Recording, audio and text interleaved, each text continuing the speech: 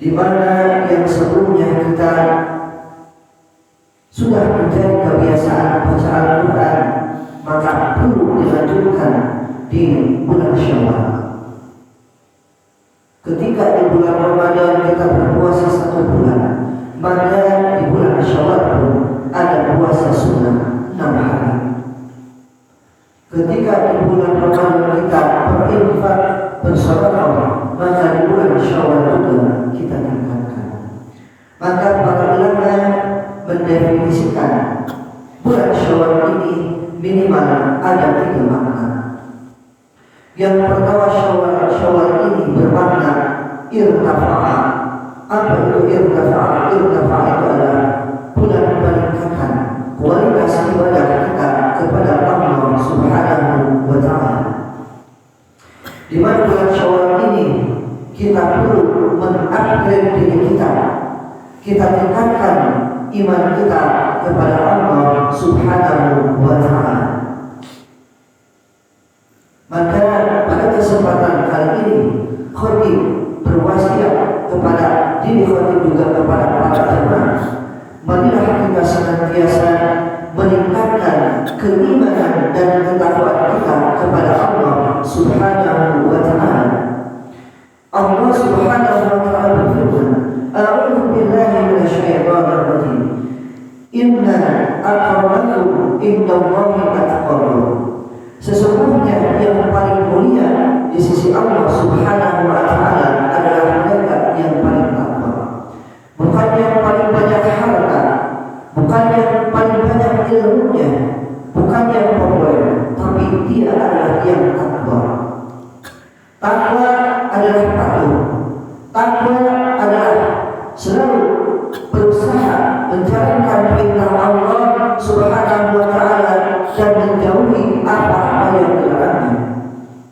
Takwa bermakna juga berhati-hati, karena setiap langkah yang kita langkahkan ada syaitan yang menggoda. Setiap kita akan berbuat amalan, akan ada godaan-godaan yang menjadi penghalang kita untuk mengamalkan hal-hal yang diridhoi oleh Allah Subhanahu wa Ta'ala dan dirahmati oleh Allah Subhanahu wa Ta'ala. Maka bulan Syawal, marilah kita meningkatkan keimanan kita. Keimanan kita berarti di sisi Allah kalaulah kita membuktikannya dengan amalan. Maka bulan Syawal ini marilah kita meningkatkan amalan-amalan ibadah kita sesuai dengan kemampuan kita.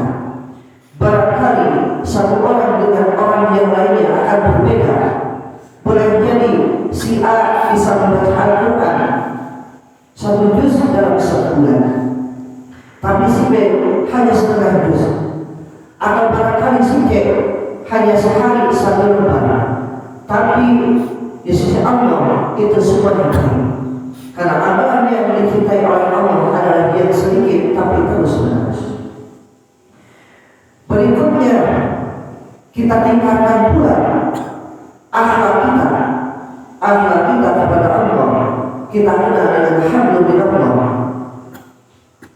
Akhlak kita kepada manusia kita kenal dengan hablum minannas. Maka 3 hal ini perlu kita tingkatkan. Irtafa'a, meningkat keimanan kita, ketakwaan kita, ibadah kita dan akhlak kita. Berikutnya makna Syawal yang kedua adalah ibtida'ul khair, yakni permulaan yang baik untuk memulai sesuatu.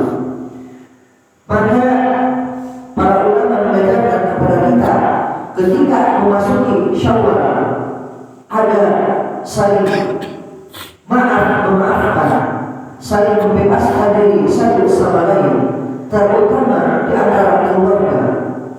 Suami kepada istri, istri kepada suami, kepada anak, kepada kedua orang tua.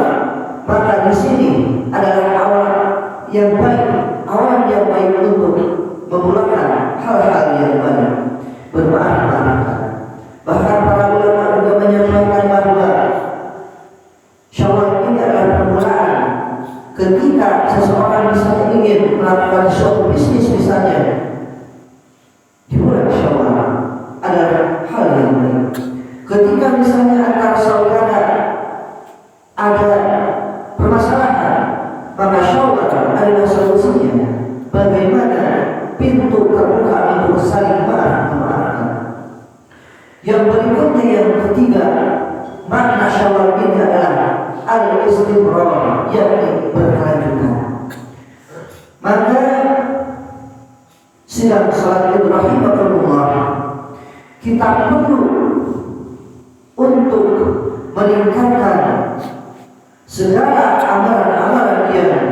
sudah kita lakukan di bulan Ramadan kemarin yang sudah kita lewati.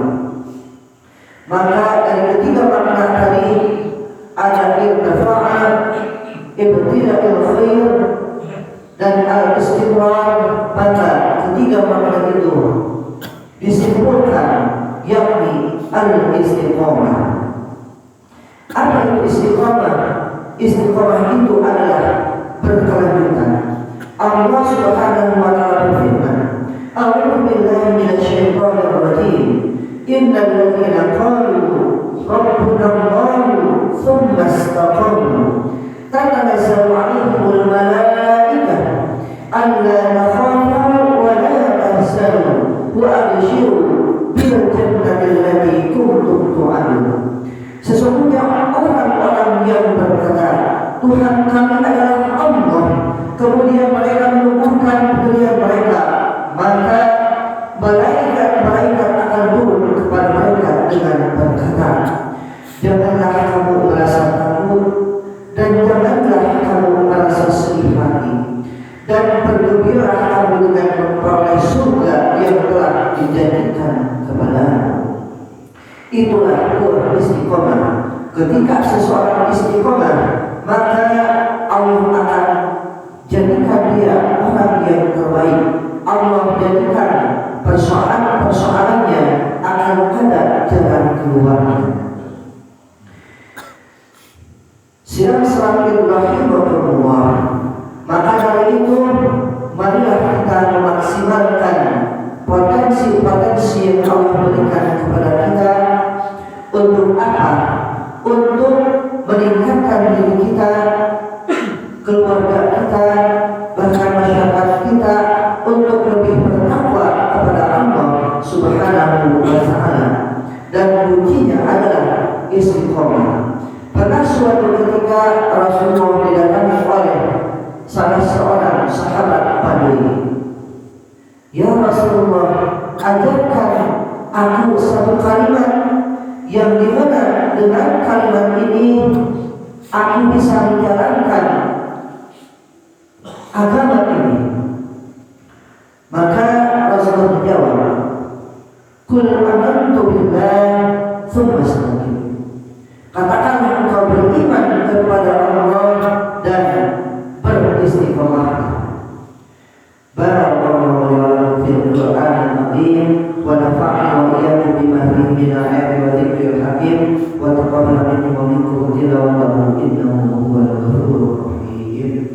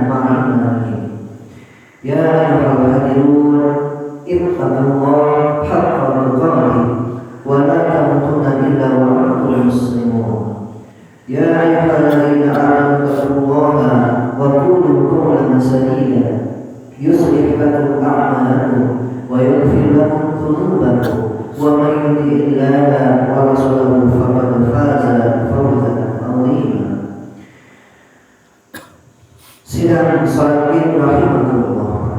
Di khutbah yang kedua ini, marilah kita berusaha untuk beristiqomah di jalan Allah Subhanahu wa taala. Bagaimana agar kita istiqomah? Maka sedikitnya ada 5 hal yang perlu kita lakukan. Yang pertama, agar kita istiqomah adalah selalu kita upgrade diri kita untuk menambah ilmu kita. Dalam sebuah hadis, man arada dunya fa'alaihi bil ilmi, man arada al-akhirah fa'alaihi bil ilmi, man arada ma fa'alaihi bil ilmi. Barang siapa ingin bahagia dunia dengan ilmu, bahagia akhirat dengan ilmu, bahagia keduanya maka dengan ilmu. Maka marilah kita selalu menambah ilmu untuk diri kita, keluarga kita, bahkan masyarakat kita. Yang kedua adalah bagaimana kita menjaga pertemanan. Kita selalu berada di lingkungan yang solih, karena lingkungan yang solih akan mencuri karakter kita. Sebuah kisah pernah disampaikan oleh para ulama dan ini masyhur.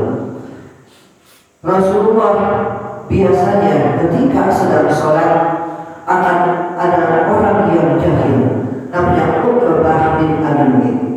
Apa jahilnya? Ketika Rasulullah sedang sholat lalu diikat oleh tangan. Bahkan ketika sholat, ketika rukuk, Uqbah ini menaruh kotoran kepada tubuh Rasulullah. Bahkan Aisyah radhiyallahu anha sampai menangis ketika ayahnya dilumuri oleh kotoran karena Uqbah bin Abi Mu'ayth. Pada suatu ketika Uqbah bin Abi Mu'ayth ini akan menjadi Islam setelah bertemu dengan Rasulullah. Tapi sayangnya Uqbah bin Abi Mu'ayth ini mempunyai sahabat yang kafir, sahabat yang jahiliyah, yang Umayyah. Umayyah ini adalah majikannya Bilal bin Rabah. Karena persahabatannya Uqbah bin Abi Mu'ayth menjadi orang yang merugi karena sampai meninggalnya dia tidak berislam. Itulah yang kedua, menjaga lingkungan, menjaga pertemanan. Yang berikutnya agar kita beristiqomah adalah bagaimana kita memperbanyak ketaatan kita kepada Allah. Walaupun memang seringkali kita dihantui rasa malas, banyak tantangan, banyak halangan, namun kita paksakan diri kita. Salah satu contohnya adalah membaca Al-Quran. Mungkin sebagian kita sulit, tapi ingatlah ketika kita membaca Al-Quran akan menjadi orang-orang yang terbaik. Dalam hadis disebutkan, khairukum man ta'allama al-Quran wa 'allama. Sebaik-baik kalian kata Rasulullah adalah yang belajar Al-Quran dan mengajarkan. Bahkan dalam hadis yang lain, iqra'ul Quran ya'ti yaumil qiyamah safihan min ashabi. Barang siapa dia dekat dengan Al-Quran, maka Al-Quran akan menjadi syafaat baginya. Bagi siapa? Bagi yang membacanya, menghafalkannya, dan mengamalkannya dalam kehidupan. Bagaimana syafaat Al-Quran itu bekerja? Para ulama menyampaikan bahwa syafaat Al-Quran itu ketika seseorang berada di ujung jurang akan masuk ke dalam neraka, maka dengan syafaat Al-Quran tidak jadi masuk ke dalam neraka. Yang keempat adalah punya tujuan. Seseorang kalaulah tidak punya tujuan, maka dia akan berjalan ke sana kemari, berlari ke sana kemari. Maka bagi orang yang beriman, tujuan hidupnya adalah beribadah. Allah Subhanahu wa taala berfirman, "A'udzu billahi minasyaitonir rajim. Wa ma khalaqtul jinna wal insa illa liya'budun." Tidak aku ciptakan jin dan manusia melainkan untuk beribadah kepadaku. Dan berikutnya yang terakhir, yang kelima adalah bagaimana kita berdoa kepada Allah Subhanahu wa taala. Dalam keterangan disebutkan, doa ruhul ibadah. Doa itu adalah sumsumnya ibadah. Bahkan doa silahul mukmin. Doa itu adalah kekuatan orang yang beriman. Maka semoga dengan 5 hal ini kita menjadi muslim yang beristiqomah di jalan Allah. Pertama, agar istiqomah tambah ilmunya. Kedua, menjaga lingkungan persahabatan. Ketiga, memperbanyak ketaatan. Keempat, mempunyai tujuan hidup. Dan yang kelima adalah berdoa kepada Allah Subhanahu wa Ta'ala agar kita termasuk orang-orang yang bersyukur. Maka marilah di akhir khutbah ini kita maksimalkan potensi diri kita untuk beramal, meningkatkan iman, meningkatkan ilmu, dan meningkatkan amal. Salah satunya adalah kita saling memaafkan, karena kita sudah kembali minal aizin wal faizin. Apa itu artinya? Semoga Allah menjadikan kita termasuk dalam golongan orang-orang yang kembali. Minal aizin adalah orang-orang yang kembali fitrah. Wal faizin adalah orang-orang yang memperoleh kemenangan. Ketika kita melihat alam ini, akan ada pelajaran yang bisa kita ambil. Salah satu contohnya adalah ada dua binatang. Yang pertama ular dan yang kedua adalah ular.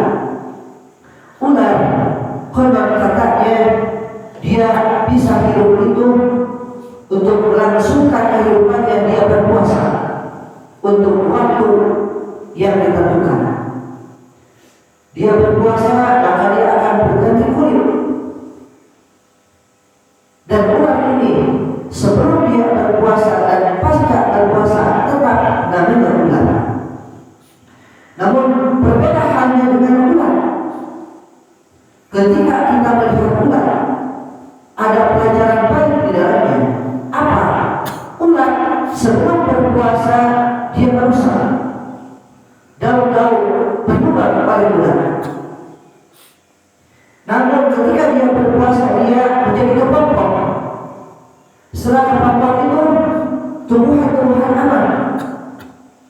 Dan ketika melewati kepompong dia bebas berpuasa, maka si ular yang dari kepompong akan berubah nama menjadi kupu-kupu.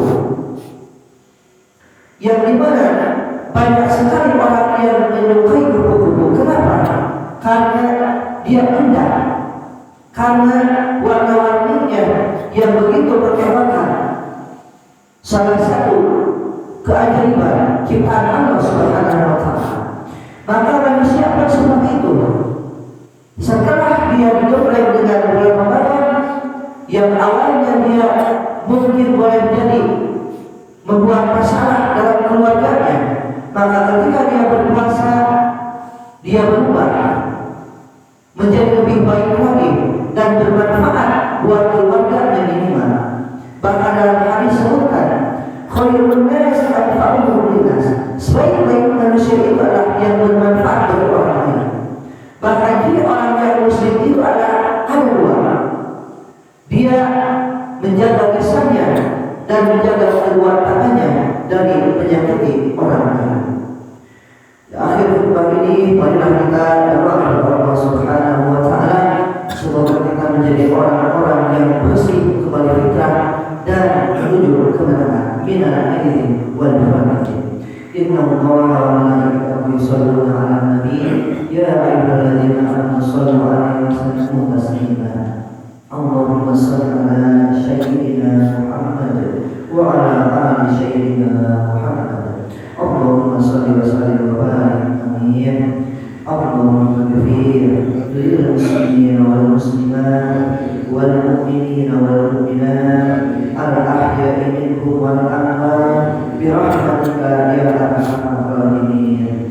Ya Allah Tuhan kami, ampunilah dosa-dosa kami, khilaf kami dan salah kami. Ampunkan juga dosa-dosa kedua orang tua kami, yang dimana mereka berdua sudah berjuang luar biasa untuk menghidupkan kami sampai saat ini. Ampunkan dosa ayah kami yang sungguh luar biasa berjuang demi kami, peras kalian penting tulang pergi pagi pulang petang untuk menyekolahkan kami, demi mencari nafkah yang halal untuk kami. Ampunkan juga dosa ibu kami yang selama 9 bulan lamanya mengandung kami dalam keadaan lemah dan susah payah, meneteskan air mata, bersimbah darah, mempertaruhkan nyawa demi melahirkan kami. Tapi ketika dia perlu pertolongan, kami enggan karena nafsu kami. Ampunilah ya Allah dosa-dosa kami, dosa kedua orang tua kami. Ya Allah ya Rahman, tolonglah kami agar selalu ingat kepadamu, agar selalu bersyukur kepadamu, dan agar selalu beribadah dengan ibadah terbaik kepadamu. Allahumma a'inna ala dzikrika wa syukrika wa husni ibadatik. Ya Allah, satukanlah kami bersama orang-orang yang paling kau cintai, Sayyidina Muhammad sallallahu alaihi wasallam. Ya Allah, jadikanlah akhir kami, ketika ajal kami, ketika malaikat akan mencabut kami, menjadi orang-orang yang husnul khatimah ya Allah. Allahumma tahdib alaina fi husnul khatimah wa la tahdib alaina fi su'il khatimah. Allahumma rabbana taqabbal minna salatana wa siyamana wa ruku'ana wa sujudana wa ta'aludana wa tamin tafsirana ya Allah ya Allah ya Arhamar Rahimin. Rabbana zalamna anfusana wa in lam taghfir lana wa tarhamna lanakunanna minal khasirin. Rabbana